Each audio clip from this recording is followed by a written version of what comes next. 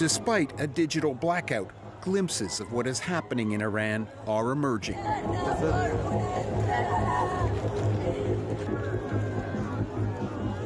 This video shows bodies waiting to be identified after a night of violent protests.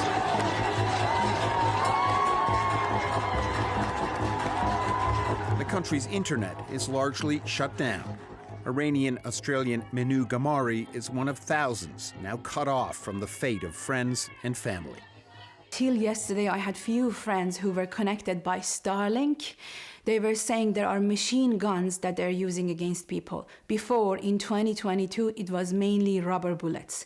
But right now, they're using machine guns against people. People are bare hands against AKs, and they need help, they need support. Gisu Nia is a human rights lawyer based in the United States, specializing on Iran. We're very concerned about the scale of violence that the regime might be bringing against protesters in this moment. And one reason that they cut the internet off is obviously to prevent protesters from being able to organize at different points in a city, in Tehran, for example. But it's also so that the international community cannot see the scale of atrocities.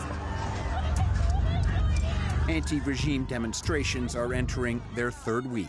The Islamic Republic is facing several crises at the same time, and for none of them the government has any meaningful response. Iran specialist Dr. Sina Azodi in Washington says this started as a limited economic protest in late December.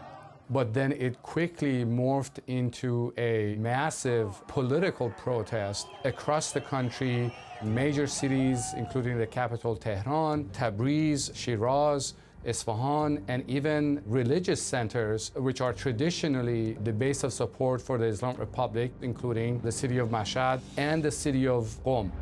The spark was a devaluation in Iran's currency at the end of December, which means imported goods would be even more expensive for average Iranians. Professor Mohammad Reza Farzanigam believes, squeezed by years of economic sanctions and declining living standards, many in Iran's middle class have decided the government must go. In the previous protests, maybe the middle class was more or less silent, but now they're also suffering more. So what the sanction has done has reduced the cost of protest. By cost of protest, I mean you simply have not that much to lose anymore. And that has increased the size of social base of these protests that we see today. The chance now, crystal clear, that Iranian people want the regime gone. They're coming out onto the streets in massive numbers. Keep in mind that coming out to the street in Iran means you can potentially be killed.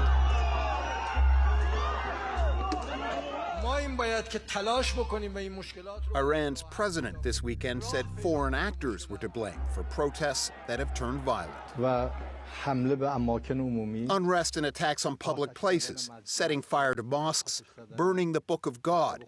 This is clearly a plan by the United States and Israel.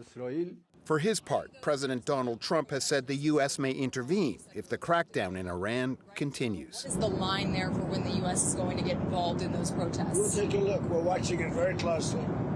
If they start killing people like they have in the past, I think they're going to get hit very hard by the United States. As the unrest intensifies, there's been increased focus on Reza Pahlavi, the eldest son of the Shah of Iran, deposed in the 1979 revolution. He has offered to lead the country's transition if the regime falls, and in a video directly addressed Iran's security services.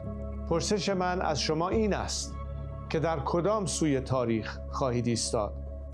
Iranian-Australian Minu Gamari says unlike previous protests against Iran's mullahs, this time there is a unifying force. Now we know who we want.